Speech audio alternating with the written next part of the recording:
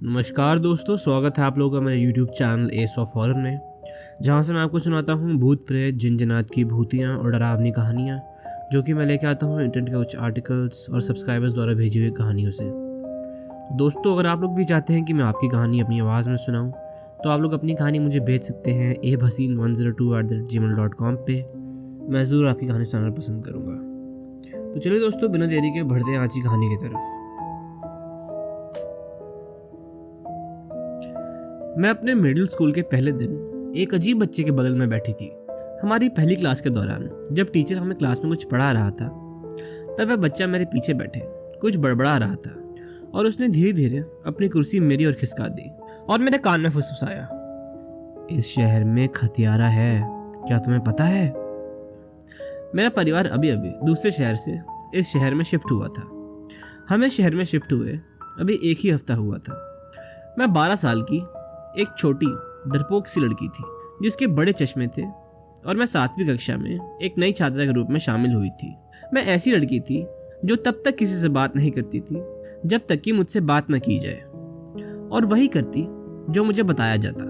मैं हर बात को सच मानकर भोलेपन के साथ सब कुछ मान लेती थी। मेरे कभी बहुत सारे दोस्त नहीं थे और मुझे लगा कि इस नए स्कूल में भी मेरी संभावनाएं बहुत अच्छी नहीं है। सभी बच्चों को एक दूसरे को जानने के लिए 1 साल का समय मिल गया था और 1 साल के अंदर सबके अपने फ्रेंड्स के ग्रुप बन चुके थे। फिर मैंने मेरे पीछे बैठे उस लड़के की तरफ देखा तो वो मुझे देख के अपना सिर हिला रहा था। फिर उसने धीरे से बोला, यह सच है। उसके लंबे, तीखे और टेढ़े मेढ़े दांत थे और उससे पेशाब वो सड़ी हुई मछली की गंध आती थी। उसकी एक आंख गायब थी और वहां एक खाली सॉकेट था। जब वह मेरे और भी करीब झुका मेरे कान में फुसफुसाने के लिए, तो मैंने अपनी पूरी कोशिश की कि मैं सांस ना लूं, और उसकी बातें सुनकर मैं इतना डर गई कि जब वो मेरे कान में मुझे सब बातें बता रहा था तो मैं कांपने लग गई और अपनी पूरी कोशिश कर रही थी कि उसे बिल्कुल महसूस ना हो कि मैं डर रही हूँ। फिर उसने मेरे कान में बोला, अगर वह तुम्हें अकेला पकड़ता है तो वह तुम्हें पकड़कर कहीं ऐसी जगह ले जाएगा जहाँ तुम्हें कोई नहीं ढूंढ सकता, और वो तुम्हारे बटहोल में चीजें डाल देगा जहां से तुम शौच करते हो। उसने अपने रूलर के सिरे को मेरी मेज पर खरोचते हुए ये सब मुझे बताया, और फिर वह बोला, इसके बाद जब तुम चिल्लाओगी तो वो हंसेगा। जब वह अपना मजा ले लेगा तो वह तुम्हें काटकर स्टैनविल क्रीक में फेंक देगा। अगर तुम्हें मेरी बात पर यकीन नहीं है तो मैं तुम्हें बाद में दिखा सकता हूँ। अगर तुम ध्यान से देखो तो तुम्हें वहां पर बच्चों की हड्डियां दिखेंगी। मैंने अपनी टांगें कस कर मोड़ ली और मैं अपनी सीट पर सिकुड़ कर बैठ गई। स्टैनविल क्रीक शहर के एक जंगली इलाके में एक तालाब था।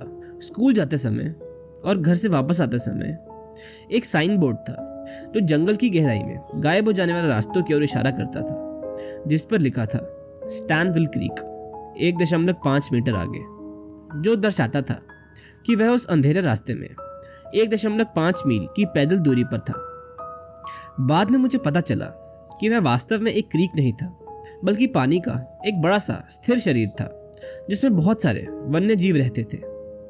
फिर उस लड़के ने पेंसिल के नुकीले सिरे से मेरे चेहरे पर वार किया और मैं जोर से चिल्लाई, पीछे की ओर अपनी बदमाशी बंद करो। हमारा टीचर चिल्लाया। पूरी क्लास ने हमारी ओर देखा और मेरा चेहरा शर्म के मारे एकदम लाल हो गया था। अगर मैं उस अजीब से लड़के का वर्णन करूं तो वह एक दुबला पतला सा लड़का था। उसके लंबे चिकने काले बाल थे जो लगभग उसकी आंखों को ढक रहे थे और पीछे की ओर कंधों तक फैले हुए थे। उसके नाक से बाहर गंदगी लटक रही थी। उसकी भौहें काली थी और उसने हरे रंग की स्वेटशर्ट पहनी हुई थी जो उसके लिए बहुत बड़ी थी। उसके गंदगी से सने काले और सफेद स्नीकर्स से फीते खुले हुए थे। दिन के बाकी समय में वह समय समय पर अपनी जीभ बाहर निकालता और अपने डेस्क पर पेंसिल से खरोचने की आवाज निकालता। दोपहर को लंच के टाइम पर वो एक बेंच पर अकेला बैठा रहता और मुझे घूरता रहता, और मैंने उसे कभी खाते हुए नहीं देखा। जब घर जाने का समय आया तो मैंने उसे स्कूल के गेट पर मेरा इंतजार करते हुए देखा। हथियारा तुम्हें पकड़ लेगा। जब मैं वहां से गुजरी तो उसने बड़बड़ाते हुए कहा, उसे तुम्हारी तरह छोटी लड़कियां बहुत पसंद है, तुम आज घर नहीं पहुंच पाओगी। मुझे डर लगने लगा और मेरी टांगें कांपने लगी। मैं स्कूल के गेट पर वापस लौट आई। डरपोक बिल्ली, उसने मेरा मजाक उड़ाते हुए मुझे ये कहा। मैं उसके पीछे उसे चलती रही। मैंने सोचा कि अगर मैं उसके साथ चलूँगी तो शायद मुझे हत्यारा नहीं पकड़ेगा। वो मुड़ा और बोला, मेरा पीछा करना बंद करो। वो चलता रहा और मैं उससे पीछा करती रही। और फिर वह मुड़ा। उसके दिमाग में एक और दुष्ट विचार आया और वह मुस्कुराया। कोई कहानी सुनना चाहती हो? मैं थोड़ा सा हिचकिचाई, जिसे शायद उसने हाँ समझ लिया और उसने अपनी कहानी शुरू कर दी। लगभग 50 साल पहले हमारे स्कूल में मिसेस डेरी नामक एक बहुत अच्छी टीचर काम करती थी। वो हमारी ही क्लास में पढ़ाती थी और उसने हमारे स्कूल के एक दूसरे टीचर से शादी कर ली थी और उनके 3 बच्चे थे जो कि अब स्कूल जाने लगे थे। एक दिन उनका तलाक हो गया और बच्चे उसके पास आ गए। उन सभी ने उससे कहा कि उसे उस साल के आखिरी दिन स्कूल छोड़ना होगा। जब अगला साल शुरू हुआ तो वह वहाँ नहीं थी। उसने ये बात बोलकर थोड़ा पॉज लिया और फिर मुझे बोला, गेस करो वो कहाँ गई होगी। मैंने कहा, कोई अलग स्कूल में? नहीं। एक नई नौकरी? नहीं। एक अलग देश? फिर से गलत। फिर वो बोला, पहले दिन एक लड़की ने लंच हॉल के बाहर जो स्टोरेज रूम है वहाँ से एक बहुत बुरी गंध आती हुई सूंघी। वही वाला स्टोरेज रूम जिसका दरवाज़ा लाल रंग से रंगा हुआ है। उसने देखने के लिए दरवाज़ा खोला और उसने मिसेस डेरी की सड़ी हुई लाश देखी जो उसकी गर्दन से छत से लटकी हुई थी। उसकी यह बात सुनकर मेरी आंखें फटी की फटी रह गई और वो मुझे देखकर मुस्कुराने लगा। फिर हम कुछ देर तक यूं ही बातें करते हुए चलते रहे और डरते डरते मैं अपने घर पहुंच गई। घर पहुंचते ही मेरी माँ ने मेरे से पूछा, अरे स्वीटी, तुम्हारा पहला दिन कैसा गया? मैंने कहा, अच्छा, और मैं डरते डरते ऊपर अपने कमरे में चली गई। उस रात मैं बस यही सोच रही थी कि अगर मैंने कभी वो लाल दरवाज़ा खोला तो मुझे क्या मिलेगा और कैसे कोई अपनी गर्दन से लटक कर मर सकता है। अगले दिन मैं फिर से उस अजीब बच्चे के पास जाके बैठ गई जिसका नाम विल था। जब भी मैं उसकी तरफ देखती तो वह मुझे देखकर मुंह बनाता रहता। ये तो शुक्र है कि आज हमारी ज़्यादातर क्लासेस अलग अलग थी, लेकिन जब वो मेरी क्लास में नहीं था तब भी मुझे ऐसा लग रहा था कि जैसे वो मुझे देख रहा है और जैसे उसने मेरे दिमाग पर कब्जा कर लिया हो। मैं क्लास में फोकस नहीं कर पा रही थी और सीरियल किलर और उस टीचर के बारे में सोचती जा रही थी जिसके बारे में उसने मुझे कल बताया था। दोपहर के लंच के समय मैं उस स्टोरेज रूम के सामने से निकली और मैंने वो लाल दरवाज़ा देखा और उसे देखते देखते मैं एक पल के लिए वहीं थम गई। और फिर मैंने अपने पीछे एक आवाज़ सुनी, मैं तुम्हें इसे खोलने की चुनौती देता हूँ, उसने मुस्कुराते हुए कहा। मेरे पीछे विल खड़ा था। अगर तुम उसे खोल लोगी तो मैं तुम्हें 500 रुपये दूंगा। पता नहीं मैंने उसकी बात क्यों मानी, लेकिन मैंने हैंडल पकड़ा और एक झटके में वो दरवाज़ा खोल दिया। अचानक मुझे अपने पीछे से एक जोरदार धक्का लगा। मैं लड़खड़ाते हुए उस स्टोरेज रूम में पहुंच गई और दरवाज़ा मेरे पीछे बंद हो गया और कदमों की आवाज़ दूर चली गई। अंदर बिल्कुल अंधेरा था। गर्म नमी में पसीने की बदबू घुली हुई थी। मैं घुटन महसूस कर रही थी और दरवाजे पर जोर जोर से खटखटा रही थी, लेकिन मेरे बहुत कोशिश करने के बाद भी दरवाज़ा नहीं खुल पाया। धीरे धीरे मुझे एहसास हुआ कि मैं उस कमरे में बंद हूँ जहाँ किसी ने खुद को फांसी लगा ली थी। मैंने अंधेरे में आगे पीछे देखा तो इस बात का अंदाज़ा लगाना मुश्किल था कि कमरा कितना बड़ा है। फिर मैंने किसी चीज़ के झूलने की आवाज़ सुनी। जब मैंने ऊपर देखा तो मुझे लगा कि मुझे छत से टंगी हुई किसी की लाश दिखी हो, जिसकी शक्ल पूरी तरह सड़ चुकी है और जिसे गले में फंदा लगा हुआ है। मैं जोर से चिल्लाने लगी, बचाओ बचाओ, मेरी मदद करो। मैंने दरवाजे को जोर से धक्का मारा, लेकिन कोई मुझे बचाने के लिए नहीं आया। मैं लगभग 10 मिनट तक चिल्लाती रही, अपने हाथों और कोहनी से दरवाज़ा पीटती रही। आखिरकार 10 मिनट के बाद दरवाज़ा खुल गया।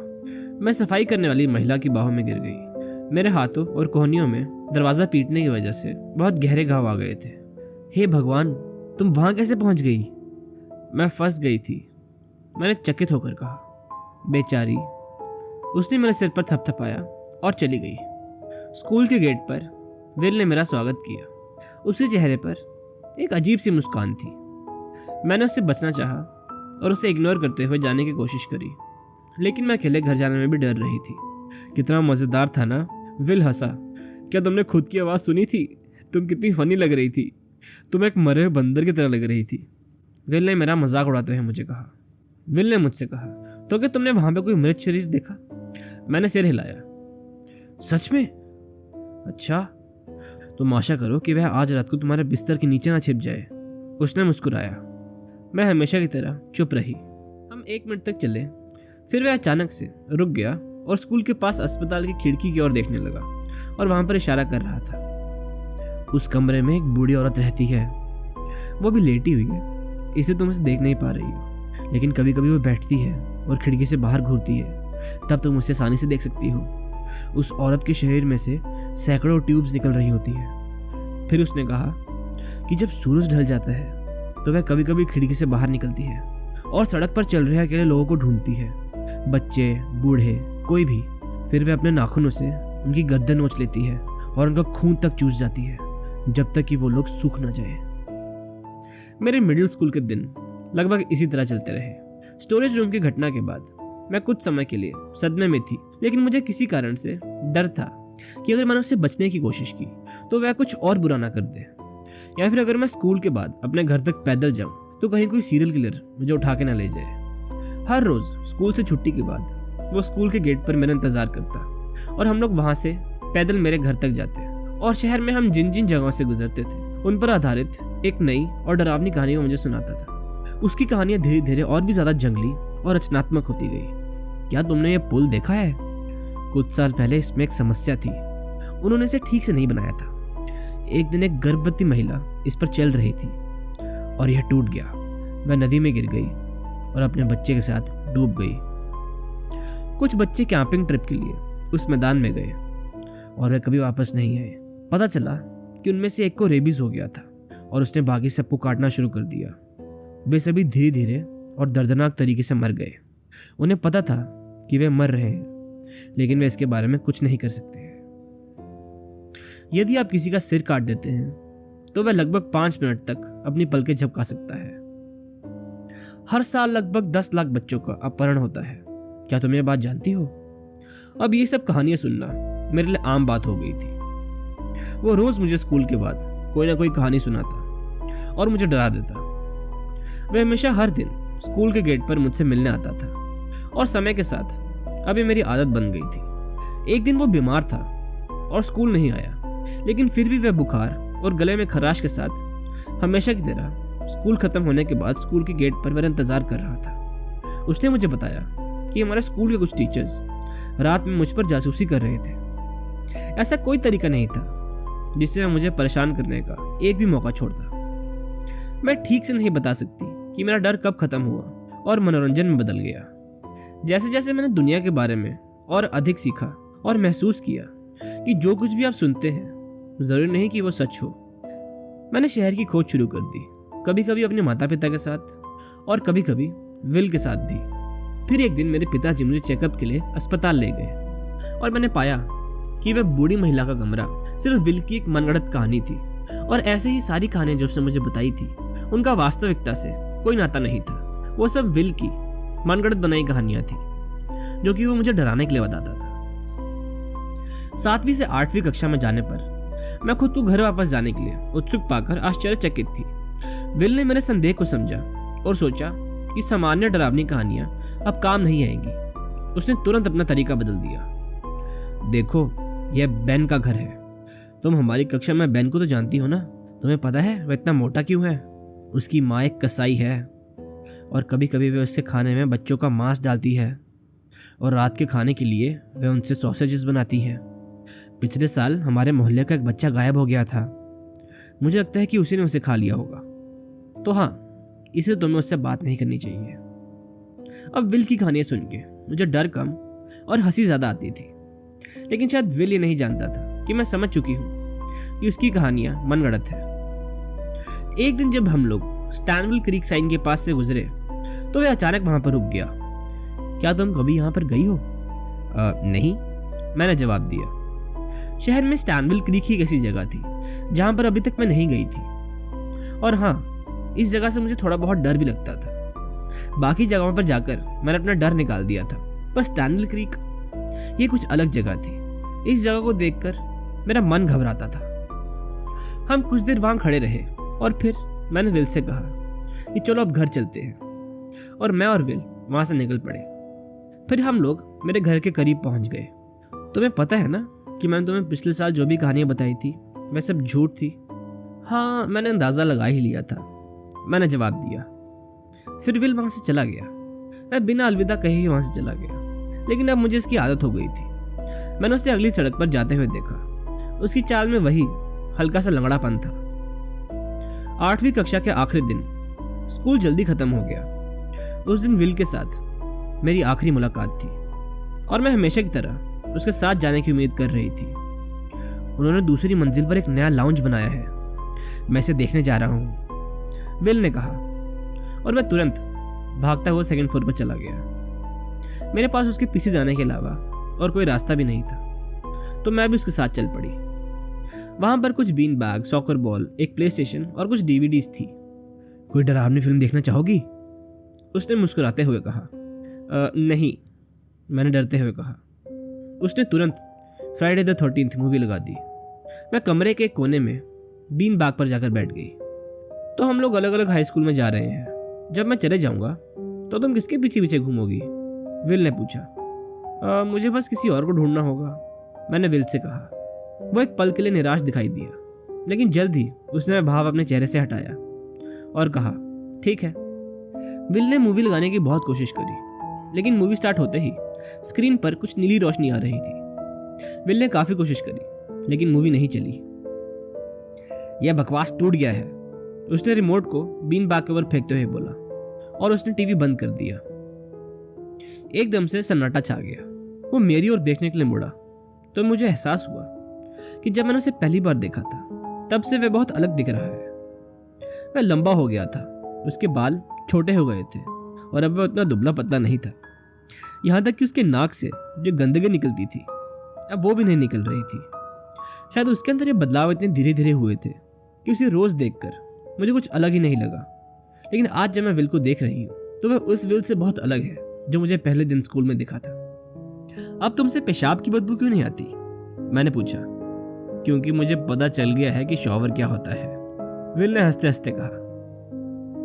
विल ने कहा, तुमने किसी को क्यों नहीं बताया कि मैंने तुम्हें स्टोरेज रूम में बंद कर दिया था?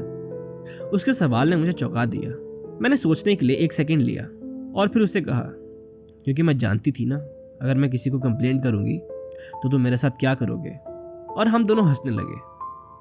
फिर मैंने विल से पूछा, मुझे पता है कि पिछले साल तुमने मुझे जो कहानियां बताई थी वह सब झूठ था, लेकिन तुमने वो कहानी कैसे सोची? मेरा मतलब उनमें से कुछ बातें तो मुझे काफी डरावनी लगी, लेकिन फिर भी तुमने कहानी कैसे बनाई? मैं तुम्हें डराने की कोशिश कर रहा था, इसीलिए मैं ऐसी कहानियां बना पाया, विल ने बोला। ये सब पूरी तरह से झूठ नहीं है। मैंने उनमें से लगभग सभी कहानियों को कुछ देखकर सोचा था, लेकिन वह इतनी दिलचस्प नहीं थी। मुझे ज़्यादातर रातों को नींद आने में परेशानी होती है। मैं बिस्तर पर लेट जाता हूँ और अपने दिमाग में कहानियाँ बनाता हूँ ताकि मुझे नींद आ सके। मैंने बोला, इतनी डरावनी कहानियाँ तुम्हें सोने में मदद कैसे करेंगी? क्या ये कहानियाँ तुम्हें डर के मारे जगाए नहीं रखेंगी? विल ने बोला, नहीं, ऐसा तभी होगा जब आपको वो वाकई डरावनी लगे। अगर आपको वो डरावनी नहीं लगे तो उनके बारे में सोचना मज़ेदार होगा। वो टीचर जिसने खुद को फांसी लगाई थी, वो वाली कहानी, विल ने बोला। वह वास्तव में एक अच्छी टीचर थी जो तुम्हारे आने से पहले 6th क्लास में हमें पढ़ाती थी। उनका नाम मिसेस डेरी था और उनकी सच में हमारे स्कूल के एक दूसरे टीचर के साथ शादी हो गई थी। वह एकमात्र ऐसी टीचर थी जो मुझसे बात करना पसंद करती थी और मुझसे अच्छे से बात करती थी। मुझे लगा कि मैं उन पर भरोसा कर सकता हूँ, इसलिए जब उन्होंने तलाक ले लिया और अचानक चली गई तो मुझे बहुत गुस्सा आया और बहुत बुरा लगा। शायद उनके द्वारा खुद को मारने की कहानी बनाना थोड़ा ज्यादा था, लेकिन मैं ये नहीं सोचना चाहता था कि उन्होंने मुझे यहाँ अकेला छोड़ दिया है। इसलिए मैंने अपने दिमाग में ऐसी कहानी बनाई कि उन्होंने खुद को मार डाला।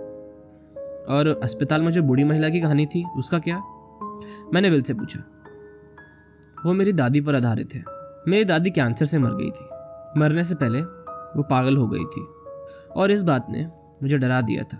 उनका दिमाग खराब हो गया था।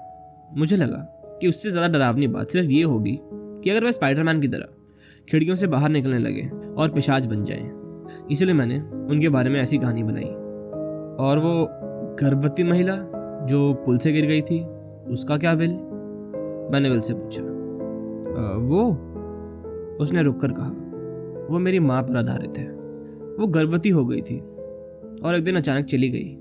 ये 5 साल पहले की बात है। मुझे लगता है कि उन्होंने मेरे पिता को शायद धोखा दिया था और वो किसी और के साथ भाग गई। और उस दिन के बाद से मेरी माँ के साथ कोई बात नहीं हुई। मुझे नहीं पता कि वो मर गई या फिर कुछ और, लेकिन मुझे लगता है कि अगर मैं मर गई होंगी तो वही बेहतर होगा। मेरा मतलब ये है कि मैं ये नहीं सोचना चाहता था कि उन्होंने मुझे जानबूझकर छोड़ा।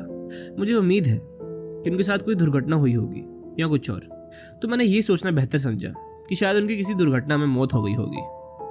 बेहतर इससे कि वो मुझे जानबूझकर छोड़ के गई। उसकी आवाज़ में एक अलग सा दर्द आ गया था। मुझे खेद है, मैंने धीरे से कहा। जो भी हो, उसने बेपरवाही से कहा, ये सब अतीत की बातें हैं। तुम्हें मेरे लिए या किसी और चीज़ के लिए बुरा महसूस करने की ज़रूरत नहीं है। मैंने सुनना जारी रखा और उसे बाकियों की कहानी के बारे में पूछा। वो रेबी से मरने वाले जो लोग थे, उनके बारे में क्या? रेबी से मरने वाले कैंपर्स की कहानी कुछ ऐसे बच्चों से प्रेरित थी जो मुझे बिल्कुल पसंद नहीं थे और जो फील्ड ट्रिप पर गए थे। और वो टीचर्स द्वारा मुझ पर जासूसी करने की कहानी? मैंने पूछा। ये एक बार दूसरे स्कूल में हुई थी। वो टीचर बस एक पागल आदमी था जिसे बच्चों की जासूसी करना पसंद थी और उसे नौकरी से निकाल दिया गया। तो यहीं से ये सब शुरू होता है, मैंने कहा। तो तुम्हें अब पता चल गया ना? विल ने बोला। स्टैनविल क्रीक में जो हथियारा है उसके बारे में क्या? वो किस पर आधारित है? मैंने विल से पूछा।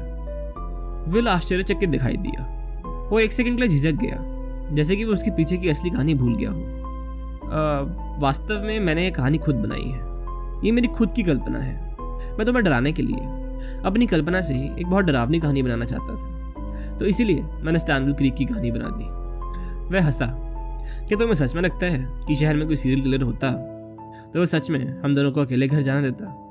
हम बातें करते करते मेरे घर के पास पहुंच गए। जब मैं अपने घर के पास पहुंच गई तो हम वहां रुक गए और मुझे एहसास हुआ कि स्कूल से मेरे घर वापस आने के लिए हम दोनों की आखिरी सैर थी। विल, मैंने कहा। उसने मुझे आश्चर्य से देखा। तुम्हें मेरे घर पर मेरी 14th बर्थडे पार्टी में आना होगा। वो शनिवार को है। मैंने तुम्हें पिछले साल बताया था। उसने निराश होकर कहा, मैं नहीं आ सकता। क्यों नहीं? बस कहा ना, मैं नहीं आ सकता। शायद आखिरी बार है कि जब मैं तुम्हें कुछ समय के लिए देख पाऊंगी। क्या तुम थोड़ी भी कोशिश नहीं कर सकते आने की? उसने नीचे देखा, फिर एक पल के लिए बगल में और अंत में मेरी ओर देखा। ठीक है, उसने कहा, मैं पहुंच जाऊंगा। उसने एक दुर्लभ सी मुस्कान बिखेरी। ठीक है, मैं बहुत खुश हो गई। मैंने खुशी से कहा, ये तो बहुत अच्छी बात है विल, पक्का से पहुंच जाना। मैं उत्साह से अंदर भाग गई और मैं बिना कुछ कहे अपने घर की ओर चल दिया, हर बार की तरह। मेरे माता पिता चाहते थे कि मैं एक पार्टी रखूं। मैं अपना जन्मदिन मनाने के लिए पहले भी उनके साथ कई जगहों पर गई थी, लेकिन कभी दोस्तों के साथ घर पर पार्टी नहीं की थी। उन्हें चिंता थी कि मेरा कोई दोस्त है भी कि नहीं और क्या कोई पार्टी में आएगा। पार्टी में केवल 4 लोगों को इनवाइट किया गया था, लेकिन मैं वास्तव में विल को देखने के लिए उत्साहित थी। मुझे यकीन था कि वो आएगा, लेकिन विल कभी नहीं आया। मैं पूरे दिन उत्सुकता से उसका बाहर इंतजार करती रही और जब मेरे बर्थडे पार्टी के बाद मेरे दोस्त चले गए तो निराशा ने मुझे घेर लिया। ओ स्वीटी, क्या तुमने उसे बताया था कि बर्थडे आज ही है? मेरी माँ ने पूछा। इसे इतना पर्सनली मत लो बेटा, मेरे पिताजी ने कहा। जैसे तैसे रात हुई, निराशा धीरे धीरे चिंता में बदल गई। मैं इस भावना से छुटकारा नहीं पा रही थी कि कुछ बुरा हुआ है। शायद वह भूल गया हो, शायद उसने ना आने का फैसला किया हो। इन दोनों में से एक बात तो पक्की है, लेकिन मैं विल को 2 साल से जानती थी। उसके कठोर ठंडे रवैये के बावजूद मुझे एहसास हुआ कि वह जिस दिन स्कूल नहीं आता था, उसके बावजूद वह स्कूल के गेट पर मुझसे मिलने आता था, मुझे घर छोड़ने के लिए। जब वह पार्टी में आने के लिए सहमत हुआ तो उसके लहजे में एक दृढ़ सा विश्वास था। उससे मुझे यकीन हो गया कि वह जरूर आएगा, लेकिन वो नहीं आया। इसमें कुछ ठीक नहीं था। मैं रात के 2 बजे गर्मी और पसीने से जाग गई। किसी चीज़ ने मुझे मेरे मन के अंदर कहा कि मुझे स्टैनविल क्रीक जाना चाहिए। मुझे नहीं पता था कि मैं क्या खोज रही हूँ, बस एक आंतरिक भावना थी कि मुझे वहाँ मेरे सवालों का जवाब मिल जाएगा। मेरे अंदर से आवाज़ इतनी जोर से आ रही थी कि उसे अनदेखा नहीं किया जा सकता था। मैं अपने माता पिता को बिना बताए घर से चुपचाप से निकल गई और वो अपने कमरे में गहरी नींद में सो रहे थे। मैंने उन्हें उठाने की जहमत नहीं उठाई। मुझे पता था कि अगर मैं उनको उठाऊंगी तो वो मुझे रोक लेंगे या फिर मुझे बोलेंगे कि हम लोग दिन में वहां पर जाकर पता करेंगे, अभी बहुत रात हो गई है। इसलिए मैंने उन्हें नहीं बताया और मैं चुपचाप से अकेले निकल गई स्टैनविल क्रीक के लिए। मैंने अपना कोट पहना और एक टॉर्च पकड़ी, फिर घर से बाहर निकली और अंधेरी गलियों में भाग गई। पहली बार मैंने उस साइन बोर्ड को पार किया जिस पर लिखा हुआ था स्टैनविल क्रीक 1.5 मील दूर, और बिना किसी डर या हिचकिचाहट के मैं जंगल की गहराइयों में उतर गई। मैं क्या सोच रही हूँ, मैंने सोचा। मैं रात में अकेले यहाँ पे क्यों भाग रही हूँ? मुझे इतना यकीन क्यों है कि मुझे यहाँ पर कुछ मिल जाएगा? मैं उन सवालों का जवाब नहीं दे सकी और मैं बस उन जंगलों में भागती रही। मैं आखिरकार स्टैनविल क्रीक पहुंच गई। मैंने अपने टॉर्च को गोल तालाब पर केंद्रित किया। उस क्षेत्र में चारों ओर पतला जंगल था। लिली के पत्ते पानी की सतह पर तैर रहे थे। हरे पत्ते स्थिर पानी में बिखरे हुए थे और पानी में चांद और तारों की परछाई दिख रही थी। ये एकदम शांत और निर्मल था, मेरी अपनी सांसों और झिंगुरों की आवाज के अलावा। पानी में कोई शव या खून नहीं था और वहां पर देखने के लिए कुछ खास नहीं था। मुझे नहीं पता कि मैं इतनी दूर क्यों आई, लेकिन ये नज़ारा देखने लायक था। मैं राहत महसूस कर रही थी और आंशिक रूप से संतुष्ट थी, क्योंकि मैंने अभी अभी अपने सबसे बड़े डर का सामना किया था, स्टैनविल क्रीक का सामना किया था। मैं यहाँ पर आसपास घास के ऊपर थोड़ी देर के लिए चली और वहाँ अकेले होने की भावना की सराहना करने के लिए 1 सेकंड के लिए स्थिर खड़ी रही। उम्मीद है कि माँ और पिताजी अभी तक सो रहे होंगे, मैंने सोचा। जैसे ही मैं जाने के लिए मुड़ी, मैंने अपनी टॉर्च घुमाई, लेकिन उसे वापस किसी ऐसी चीज पर फोकस किया जिसने अचानक मेरा ध्यान खींचा। पेड़ के तने के बगल में कुछ काला सा था जो दूर से देखने पर अजीब सा लग रहा था। मैं उसकी ओर चली गई और जैसे ही मैं उसके पास पहुंची, मैंने देखा कि वो एक बड़ा और काला सूटकेस था। ये सोचकर कि किसी ने इसे कचरे के रूप में फेंक दिया होगा, मैंने कुछ देर के लिए उसे देखा। फिर मैंने जिपर को दबाया और उसे खींचा और जिज्ञासा से उस सूटकेस को आधा खोल दिया। उसमें से कुछ फिसल कर बाहर आया और मुझे यह समझने में 1 सेकंड लगा कि यह एक इंसान का हाथ था। मुझे याद नहीं है कि उसके बाद तुरंत क्या हुआ। मेरे माता पिता ने मुझे 2 महीने तक थेरेपी दी। उसके बाद भी अभी तक एक धुंधली सी याद है। उनके अनुसार मैं सामने के दरवाजे से अंदर घुसी और जोर जोर से चिल्लाई, पुलिस को बुलाओ, पुलिस को बुलाओ।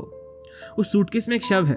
उस शव के अवशेषों की तुरंत जांच की गई। इससे पहले कि पुलिस वाले शव को पहचान के लिए भेजते, मैंने उन्हें बताया कि ये मेरे दोस्त विल का ही शव है। उन्होंने मुझसे पूछा कि मैं इतनी आश्वस्त कैसे हूँ कि ये विल का ही शव है। तो मैंने उनसे कहा कि मैं खुद भी श्योर नहीं हूँ कि ये विल का ही शव है कि नहीं। मुझे बस एक आंतरिक भावना आई कि ये विल का शव हो सकता है, इसलिए मैंने ऐसा कहा। और रिपोर्ट आने पर पता चला कि ये विल का ही शव था। दरअसल जिस रात विल मेरी पार्टी में आने के लिए राजी हुआ, उसने मेरे जाने के बाद एक फैसला किया। घर जाने के बजाय वह पुलिस स्टेशन चला गया। वो अपने सौतेले पिता द्वारा उसके खिलाफ सालों से किए जा रहे रोजाना सेक्सुअल अब्यूज की रिपोर्ट दर्ज करने के लिए गया था, जिसने उन्हें चेतावनी दी थी कि अगर उसने कभी भी किसी को कुछ बताया तो वह उसके टुकड़े टुकड़े करके स्टैनविल क्रीक में फेंक देंगे। दुर्भाग्य से उसके सौतेले पिता पास की ही सड़क से घर जा रहे थे और उन्होंने उसे उनके घर के विपरीत दिशा में चलते हुए देखा। उनका टकराव हुआ और विल के पिता को पता चल गया कि वह कहाँ जा रहा था, और इसका परिणाम यह हुआ कि उसके सौतेले पिता ने उसकी हत्या कर दी। उसका सौतेला पिता एक लंबा, अधिक वजन वाला अजीब सा व्यक्ति था, जिसके लंबे, तीखे और टेढ़े मेढ़े से दांत थे, जिनसे पेशाब और सड़ी हुई मछली की बदबू आती थी। बचपन में एक बीमारी के कारण उसकी एक आंख चली गई थी और अब वहां पर एक खाली सॉकेट था, और खाली सॉकेट के ऊपर उन्होंने एक पैच पहना हुआ था। जैसे ही उसे गिरफ्तार किया गया, उसने सब कुछ कबूल कर लिया। अपनी पूर्व पत्नी के चले जाने के बाद 5 साल से अधिक समय तक वह अपने सौतेले बेटे के साथ लगभग रोजाना बलात्कार करता था और अंत में उन्होंने उसकी हत्या कर दी। मैंने खुद को बहुत समय तक दोषी ठहराया। विल से हर रोज बात करने के बावजूद मुझे एहसास हुआ कि मैं उसके बारे में कितना कम जानती थी। मैंने उससे कभी नहीं पूछा कि वह दूसरे लोगों के घर क्यों नहीं जा सकता या स्कूल ट्रिप पर क्यों नहीं जा सकता। मैंने खुद को दोषी ठहराया कि मैं संकेतों को नहीं पहचान पाई, और सबसे बढ़कर वो कहानियां जो उसने वास्तविक जीवन में झेले गए अपने सारे बुरे अनुभवों से प्रेरित होकर बनाई थी, ताकि वह इन बुरे अनुभवों को कुछ कम दर्द के साथ स्वीकार कर सके। जब वह मुझे हर दिन सुरक्षित घर ले जाता था और हर रात उन अनुभवों से प्रेरित कहानियां बनाता था उनका सामना करने के लिए, और मैं कितनी अंधी थी कि मैंने ये सब अनदेखा कर दिया। और जो उसने मुझे सबसे पहली और सबसे भयानक कहानी सुनाई थी, वो निसंदेह एक राक्षसी चीज से प्रेरित थी जिसे उसने अपनी आंखों से देखा था। मैं हाई स्कूल के बाद एक नए शहर में चली गई और जीवन अच्छा था। अब मेरे अपने 2 बच्चे हैं जिनकी उम्र 7 और 10 साल है। मेरा पसंदीदा काम उन्हें स्कूल से घर ले जाते हुए कहानियाँ सुनाना है। ये मुझे उन मिडिल स्कूल के वर्षों की याद दिलाता है जब मैं विल के साथ स्कूल से घर लौटती थी तो हर रोज एक नई कहानी का इंतजार करती थी, जिनमें ऐसे रहस्य छुपे थे जिनके बारे में मैं कभी नहीं सोच सकती थी। कभी कभी मैं अपने बच्चों को उन दिनों के सम्मान में एक डरावनी कहानी सुनाती हूँ, बेशक उनकी उम्र के हिसाब से, लेकिन फिर भी इतनी डरावनी जो उन्हें हमारी दुनिया में छिपी बुराई के बारे में सतर्क रहने में याद दिलाए। किसी दिन मैं उन्हें वो सब कहानियां भी सुनाऊंगी जो विल ने मुझे सुनाई थी, लेकिन अभी इसके लिए मुझे कुछ समय इंतजार करना पड़ेगा। तो दोस्तों, यही खत्म होती है हमारी आज की कहानी। आपको कहानी कैसी लगी मुझे कमेंट्स में ज़रूर बताएं। वीडियो पसंद है तो वीडियो को लाइक करें और ऐसी और कहानी सुनने के लिए मेरे चैनल को सब्सक्राइब करें। मिलते हैं अगली वीडियो में कुछ और डरावनी कहानियों के साथ।